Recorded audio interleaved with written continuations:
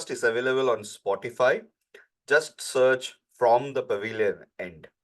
We are also available on Apple Podcast, Amazon Music, and on YouTube Podcast. Please show your love by subscribing and following the podcast. And please like the episode and share it with your friends.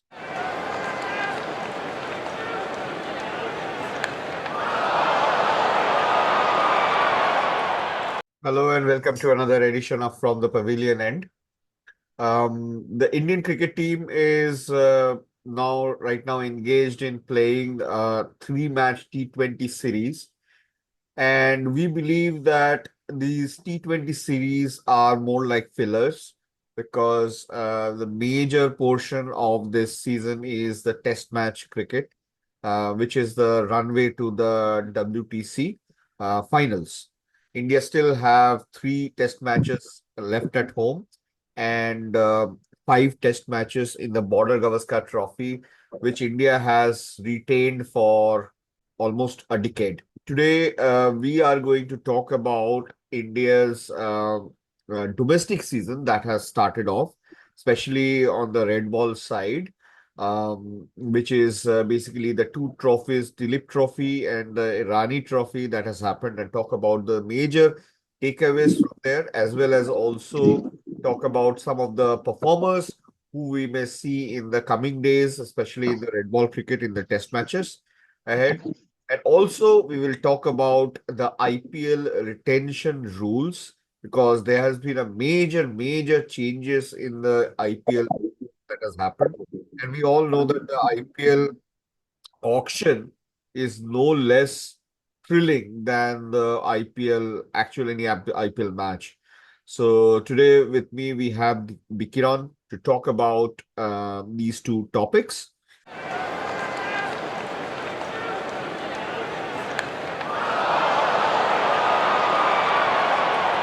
Initially, we started with the Duleep Trophy, and this time the Duleep Trophy was played in a new revamped format. What do you think, Bikiran, of this new format, which is that four teams, India A, B, C, and D, were chosen randomly, like sometimes in like 20 years back, probably we had the NKP Salve Trophy, which was the one-day equivalent of this, where if you remember, Bhuvneshwar Kumar clean bowled Sachin Tendulkar, or Piyush Chawla took the wicket of Sachin Tendulkar. There's so many such matches happened in that NKP Salve. India red, green, and blue. These were the three teams. Now we have the India A, B, and C. This has changed from the zonal concept of the Duleep Trophy, which was the East Zone, Central Zone, South Zone, North Zone, West Zone. And last year, I think there was also a Northeast Zone. So there were six teams. And it has happened in multiple ways. Sometimes it was a league phase, sometimes it was a knockout phase, sometimes it was league cup knockout. We have had many memorable Duleep Trophy matches. The most memorable one, I think, was where Yusuf Pathan hit a double hundred and West Zone chased something like 400 or 500 to win. I think I remember, if I remember, that was sometime in 2010, 2011. But what do you make of this format, Vikiron? Look, I think the previous format is much better. I think previous format is much better where they selected the players based on the zonal category, like the East Zone from the Eastern Zone, and then North Zone, North Zone, West Zone, South Zone. This category was better, and this is kind of randomly picking. The many candidates were left out, I think, like Kanushtup Majumdar didn't play, who was actually a star performer for Bengal in the last Ranji Trophy. So Yeah, I mean, I'm 50, I'm not 100% sold on this idea. I'm 50-50 on it because Anushtup Majumdar, I think the idea behind this Duleep Trophy was people who would be able to play in future for India. maybe, That was the idea. And Anushtup Majumdar, who is on the other side of 36 or 37, I don't think he will ever play. But then, yeah. what is the logic of picking somebody like Pratham Singh, who is over 32 years and is an opening batter? And then there are a few, I would say, I would not say quota players, but there are a few players who I don't know how they have been given such importance. For example, I do not believe Ruturaj Gaikwad deserves to be a captain in a red ball tournament. Rian Parag, he was chosen in the India A team all of a sudden with, his, again, basis his white ball. Pyrotechnics, white ball form, his first class form is very average, and he's a lower order, lower middle order player at best in a red ball tournament. Whereas they did not even give a chance to Rinku Singh, who has over 50 average in red ball cricket. I believe Rinku Singh should have played these matches. I mean, who will pick Mayank Agarwal again?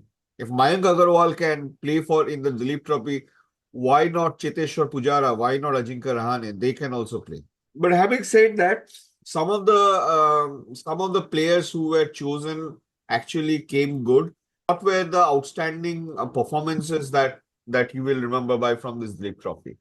The Mushir Khan double century. First of all, that first match he scored a double hundred, not double hundred. I think it was 180 something or like that. So that is the thing that will that I think it was one of the finest centuries in this Duleep Trophy.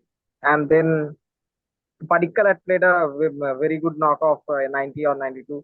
Ishwaran had played a brilliant century, I think. So these are the performances that I will remember from the batting perspective. So I feel, again, I have to, put it into the perspective of potential India players, Yeah, players who I would like to see in the India team and players who I would not like to see in the India team.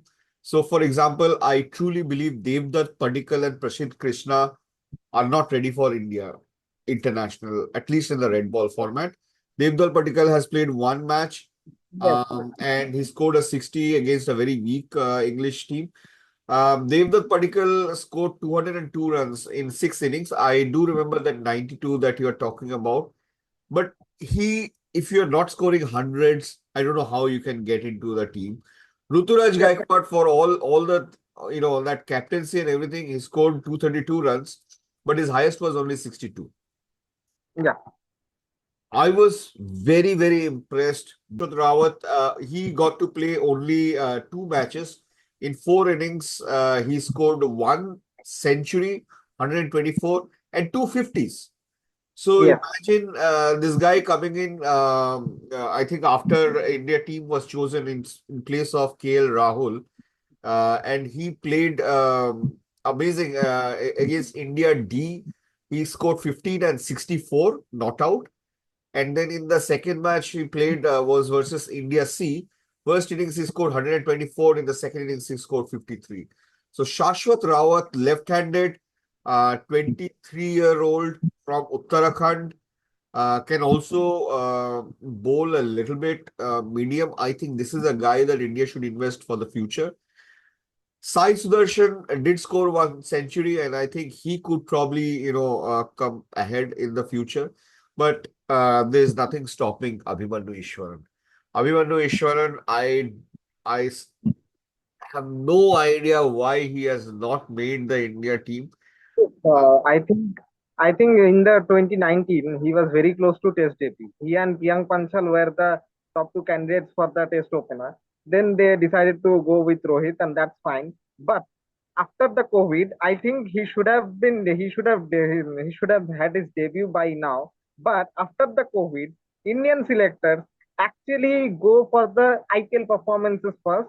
Then, if you perform in the IPL, they will notice you, and then they will check your domestic. And the domestic is actually more or less irrelevant currently for the selectors, not for us, but for the selectors. There, for them, after the COVID pandemic, if you look, then hardly anyone got his cap in the Test cricket without his IPL performance. Even Sarfaraz had to wait for nearly 3 or 4 years after performing, after scoring bulk of runs in the domestic cricket. Before him, Surya Kumar Yadav had his debut. So after, you need to perform in the IPL, and then you need to perform, and then they will notice you, and then they can think of you about your international and all that. And that's why Ruturaj Gaikwad He's actually, it's very sad to say, but Ruturaj Gaikwad is actually ahead of Abhimanyu Ishwaran in the picking order if we look at the squad of the 2023. And not only these Duleep Trophy, centuries in Duleep Trophy, he also scored a big hundred. Sorry, he scored two centuries in Duleep Trophy with a best of 157 not out.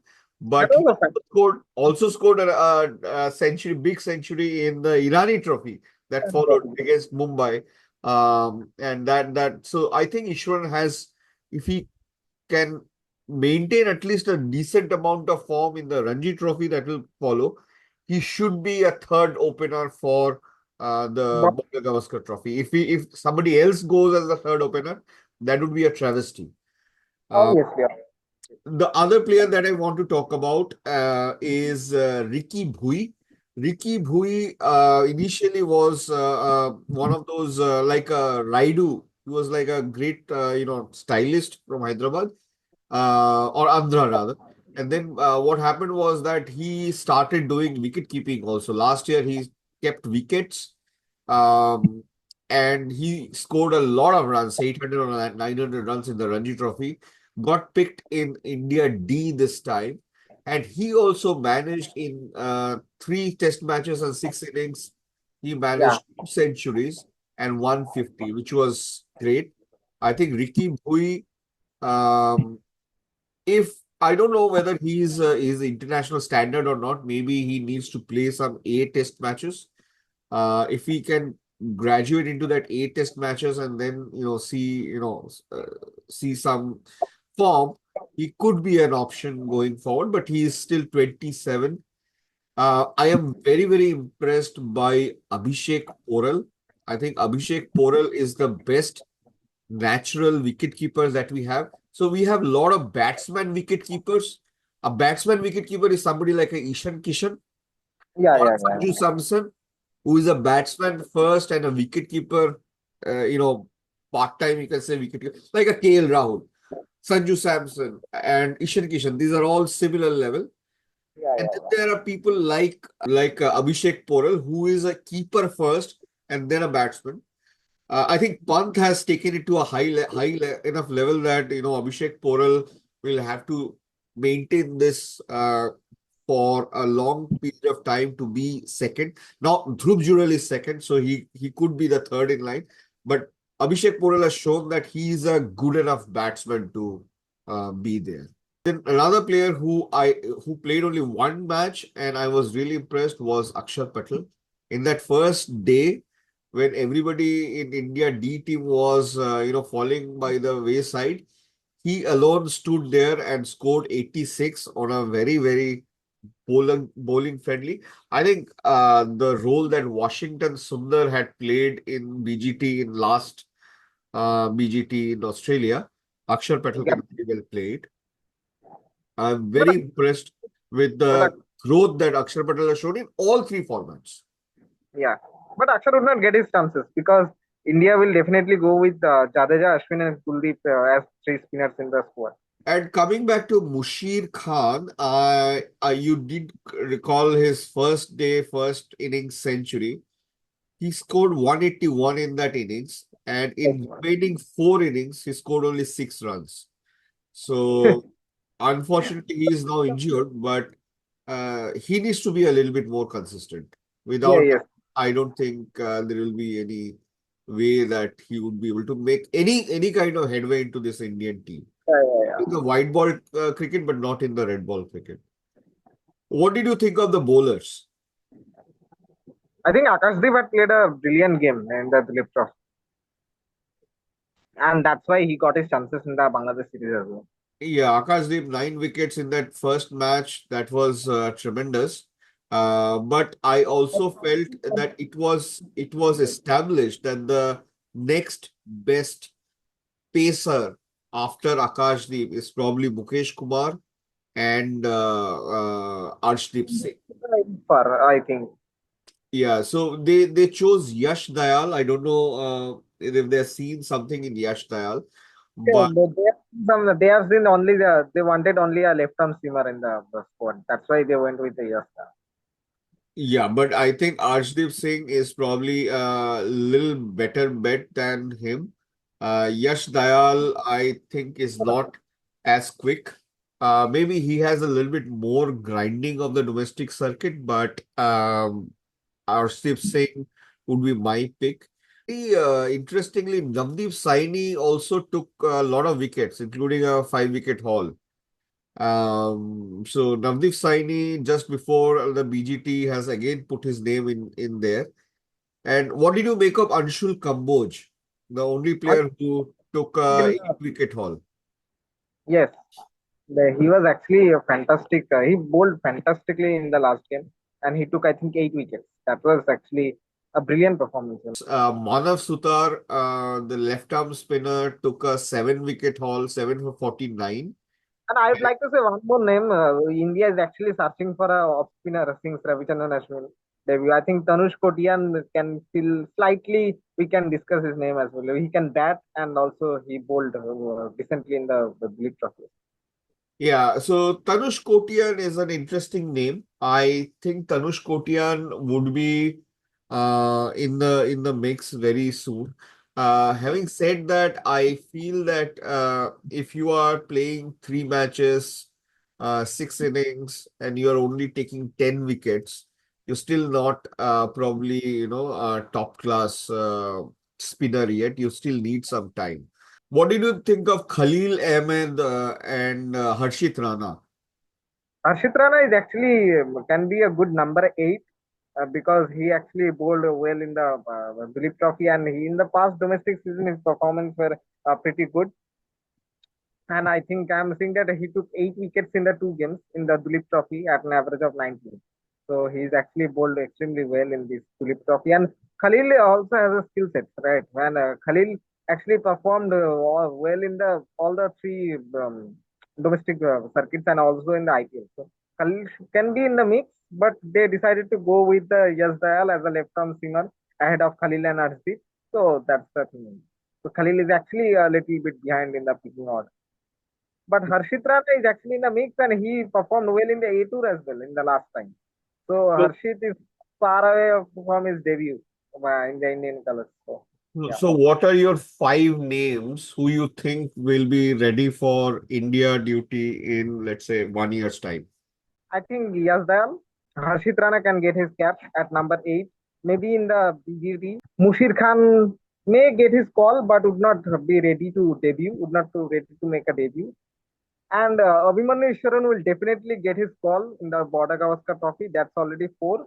Okay, so my picks are Abhimanyu Ishwaran, definitely number one. Number two, I would say is Arshdeep Singh in red ball cricket. Number three, I would say is Tanush Kotiyan. Number four, I would say is Harshit Rana. I strongly believe Harshit Rana can be the fourth. He could be that improvement on Shardul Thakur on both batting and bowling.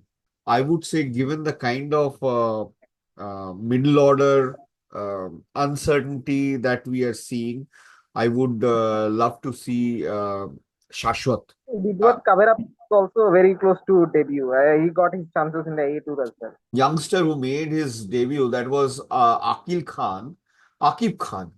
Akib Khan played a couple of matches. He's a 20-year-old from Saharanpur, Uttar Pradesh.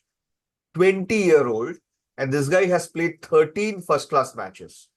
In that Yes. 13 first-class matches, he has taken 37 wickets. I don't know if that is his true age, but if Akib Khan at 20 years have played 13 first-class matches and has also now played for a Duleep Trophy tournament, I think this is a guy who is getting fast-tracked. So keep an eye on Akib Khan and Shashwat Rawat.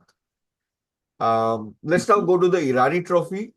And the best thing that I can say about the Irani Trophy is that I again get to see Ajinkya Rahane dig out a rescue act. Rahane was actually in the, let me say about Rahane a bit. Rahane was actually in the horrible form in the last Ranji Trophy, where he actually struggling to score double digit score. He was consistently scoring the single digit or maximum 10, 12, 40, 10, 20, and all that. but he actually performed well after a lot of time. Maybe after 1 or 2 years or something like that. Shreyas Iyer also played. Shreyas Iyer played attacking half centuries. He is actually naturally a bit attacking player, and he made his half century. But obviously the star of performer of the Irani Cup was definitely Sarfaraz Khan. Sarfaraz was scoring a bulk of runs from the beginning, and from the Ranji, we all know about his average in the domestic circuit. We all know about his performances. I think in the Irani Trophy, it was after a long time where Ranji champions batting lineup was better than the rest of India's batting lineup. So Mumbai Indians, not Mumbai Indians, sorry, pardon. Mumbai's batting lineup was actually better than the rest of India's batting lineup in this Irani Trophy. That's actually happened after a lot of time. Yeah, I mean, you have Prithvi Shaw, you have Yeah. Ajinkya Rahane, you have Shreyas Iyer, you have Sarfaraz Khan, four players who have played for India in Test cricket. So that obviously, comes up. I want to also talk about two other Mumbai players who made their debut in that match. One is Ayush Matre. Ayush Matre opened the batting with Prithvi Shaw. He's a 17-year-old guy for a right-hand bat, right-arm off break. This was his debut first-class match, first-class match. And the other one was Mohammad Junaid Khan, 24-year-old right-hand medium pacer. He has come up from a very, very difficult upbringing to make his debut for Mumbai. Um, did you see any one of I mean, what was your idea on these two guys? It has failed in the both the innings, and the pitch was quite flat, so we cannot judge Junaid as well based on the one sample game. But he actually took a wicket, and Ayush scored 15 or 14 in the two innings as well. So he failed and maybe disappointed a little. So we cannot make conclusion as of now yet. Okay. For me, when I saw Ayush Matre, I just opened that telecast and Ayush Matre was batting. He creamed three fours. Okay, in that first morning, he creamed three fours. His defense was really good. His cover drive was amazing. He hit some whip shots on the leg in middle. That was amazing. I think Ayush Matre, if he stays there, 17-year-old, he should be there in India under 19 team, anyway. This guy could be, what Prithvi Shaw couldn't be. Prithvi Shaw looked like an uncle. He looked like, the father of Ajinkya Rahane. Is like that kind of a figure he has. And it's just pathetic that, at this age, after that kind of promise, he is getting out to that kind of a ball. Mukesh Kumar again had a 5 wicket haul. So I think Mukesh Kumar has clearly outlined his position as the Shami light. So if Mohammad Shami is not there, the bowler you need to replace Mohammad Shami with is Mukesh Kumar. Yeah. So that's there. Probably Akashdeep is your third pacer. That's identified.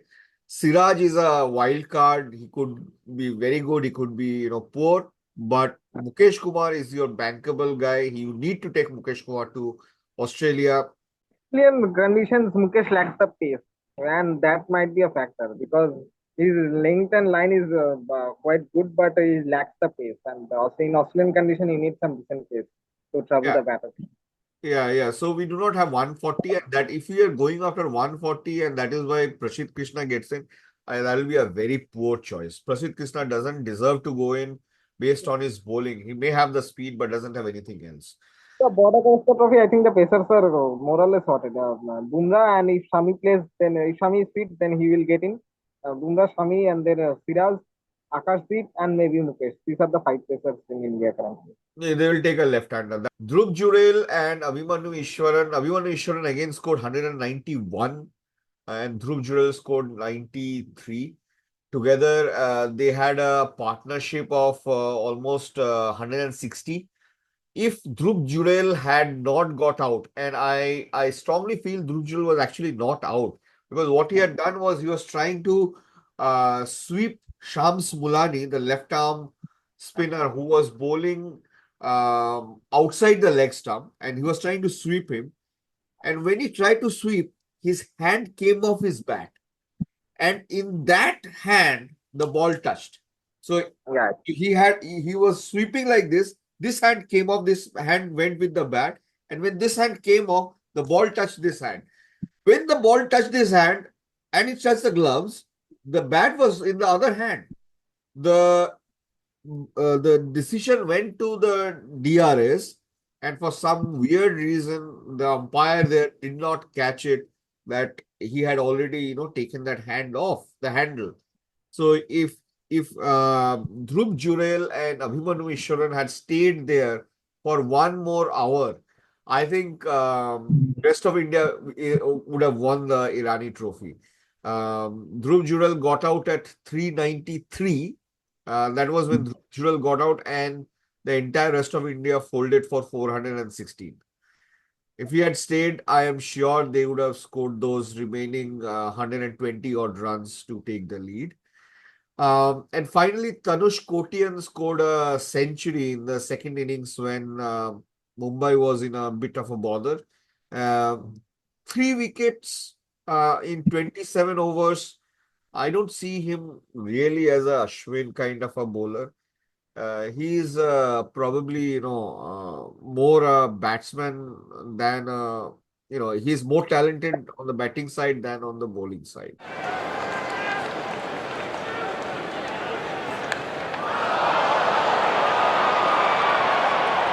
Let's quickly veer towards the IPL retention rules. BCCI have had multiple discussions with the IPL owners, the players, the broadcasters, and have come up with some unique rules. There are 6 retentions possible. These 6 retentions, one will be uncapped, five can be capped, or at max there can be 2 capped. And 6 can be retained, or alternately you can have RTM cards for these 6. So you may not retain anybody and you will have 6 RTM cards. Till last year, the retention rule had like a slab which was Yeah. decreasing slab. So you had your player number 1 at X, then player number 2 at X minus something, then player number 3 at X minus something, and so on. Now, it's very weirdly, they have said the first retention at 18 crore, second retention at 14, third retention at 11, fourth retention goes to 18, fifth retention goes to 14, and then if you retain an uncapped can retain for 4 million. So, very unique, 1, 2, 3, and then 4, and then 5 and 6. So, 2 retentions at 18, 2 retentions at 14, 1 retention at 11. Why do you think BCCI Look, changed it, this from the decreasing rule to this, look, it was only because of one thing to encourage the more teams to release more players. It was as simple as that. Because if you retain the 3 players, then you are investing the 43 crores on the 3 players. That's okay.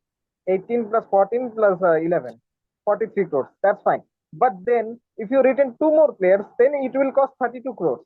So if you retain the 5 players, then it will cost the 75 crores, and you will be left out with only the 45 crores, and the one uncapped player is there. So 79 crores for the 6 players, and then you have the only 41 crores to go in the auction. If you have the 6 players of that kind of quality of that kind of player, then you can retain that 7 you can invest the 79 crores on the 6 players. But otherwise, it is just to encourage the more teams to release the more players in the auction. Because if you retain the 3 players, then you'll be like, okay, whom to retain for the 18 crores? You will not get any. You will not be that much. You will not be in a place to bother that where you can invest the 18 crores on another player. So it is just to encourage the more teams to release more players. The retention rules have now ensured that a team could become lopsided like Mumbai Indians became last auction, because they had four or five top India team players. So there was a Bumrah, there was a Rohit Sharma, there was a Sky, and so on and so forth. They also unearthed players like Tilak Verma, who is a brilliant player. But then they had to do the spinning job with Piyush Chawla. So it will be very, very tough for teams to, actually retain all six. If somebody retains all six, then that would most likely be somebody like a KKR or a MI, who have historically always bungled retentions.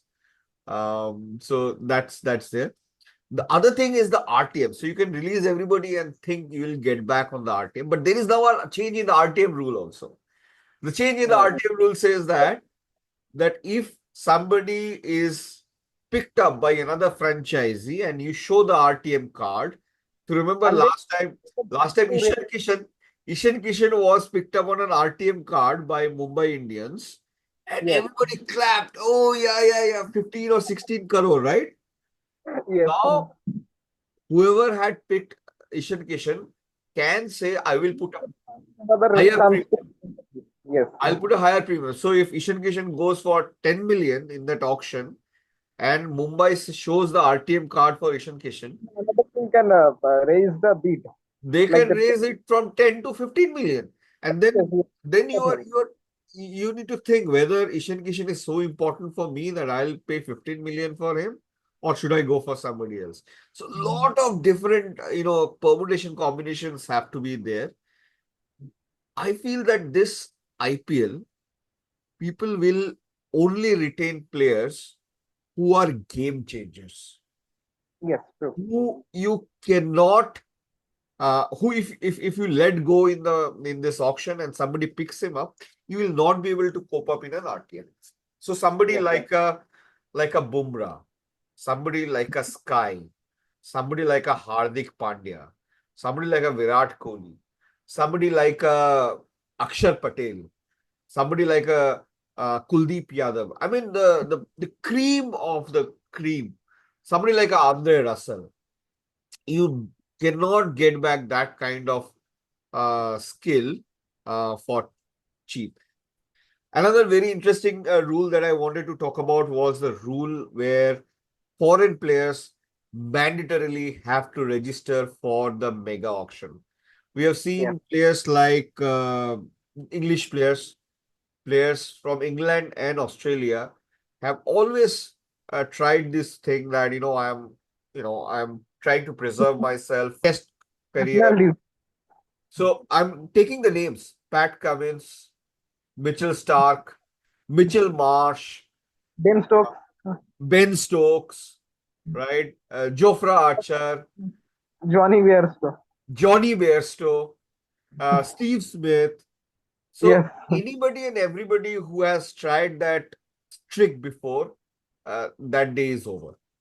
If you gone. if you register now, you will obviously get a lesser money than if you come on a mini auction. You will also get a lesser money because the Indian players will be in higher demand than the foreign players. So only a few foreign players will go for very high money if they come on the auction, or somebody um, becomes a very strategic, like a captaincy material. For example, now that Ricky Ponting has gone to Punjab, most likely he will try and get Glenn Maxwell or a Marcus Stoinis, if they come onto the auction, pull them up for as a captaincy material, right? Or even Mitchell Marsh. Without that, I do not think foreign players will get that much money. And if you do not come into this auction, you are banned for 2 years. You cannot play IPL for 2 years. Completely good rule. I Absolutely brilliant rule. Another rule that they have that they have done is that if you uncapped. if you come and if you withdraw yourself, for Oh, instance, If you Yeah. come and if you, after being picked, if you withdraw yourself, then also you are banned for 2 years. So no hanky panky. I'm talking about people like Jason Roy. At least this time, what will happen is that those who will not come here will go to the Pakistan Premier League, Super League, because they are now happening side by side with the IPL. So the other rule that about the domestic players that they have said is that uncapped players, every team can retain two uncapped players, which is a great boost. Uh, Maximum. Maximum two uncapped players, but people who have stopped playing cricket for India for last 5 years, or not been chosen for last 5 years, or not been a India contracted player for last 5 years, will become uncapped. That is, we all know that is designed only for one man. That rule is designed only for one man. We all know. No, I that is where I disagree. Okay, so let me tell you three other names who will also fall into that category. Number one, Mohit Sharma. Yeah, Mohit Sharma. Yeah. Number two, But we are Piyush not Chawla. generated Piyush here. Chawla. Piyush Yes. Chawla. Yes. Number three, Vijay Shankar. Vijay Shankar would not be written. Vijay Shankar is an uncapped player for GT. Yes, true. But they would not written Vijay Shankar, right? In two years' time, players like Nitish Rana, players like Chetan Sakaria, players like Bhuvaneshwar Kumar, they'll also come into this rule. Yeah. So I don't think this rule will now that players can be retained. I mean, uncapped players.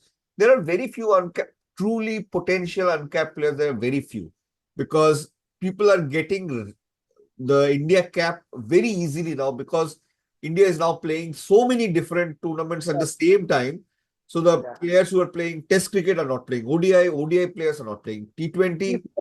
I think true that, and I like the Tom Moody's idea of that uncapped player means at least 10 games should be played for 10 international games should be played for India to be a capped player. So I think I like that idea. So we have tried to give you a flavor of some of the rules. Another thing is that, of course, the purse auction purse has increased. It's gone to One 120 crores. So this is going to be a huge auction. Like Bikiron said, that this is going to be one of the major auctions, and team building is also an art. Which team is probably the best placed in terms of the retentions and RTMs? It's very evident who they will retain, and it's very easy for them to identify that. maybe RCB because they are very clear that who they will retain unless they blunders. We have seen them. We have seen the RCB management over the years, and they are famous for their famous blunders. So, but I think it's quite easy for them to identify who are the potential who are the potential return players. So it's actually quite easy for them. But with RCB, you never know. Yeah, That's no, the thing. RCB is very easy. I feel RCB they'll just retain one and one uncapped. So one capped and one uncapped. That is what I feel. Which is the team for which it is most difficult? Mumbai Indians and Kolkata Knight Riders, the teams who have actually the best score, they will find it difficult to retain the players. Actually, I do not think it is that difficult for Mumbai Indians. If I were Mumbai Indians, I will let Rohit Sharma go, obviously. And Rohit Sharma will probably find a place in RCB or Kings 11. But KKR, and I feel the other team which is very, very difficult to pick is Sunrisers. Because Yeah, Sunrisers, they have so many foreign players and they have a yeah, foreign core. They do not yeah, have yeah. an Indian core. They have a foreign core. It is very difficult for them to give the same prices. So that's all for this episode. Thank you for joining us. It's been a pleasure bringing this episode to you. If you like this episode, please like and share it. Please also subscribe or follow our podcast.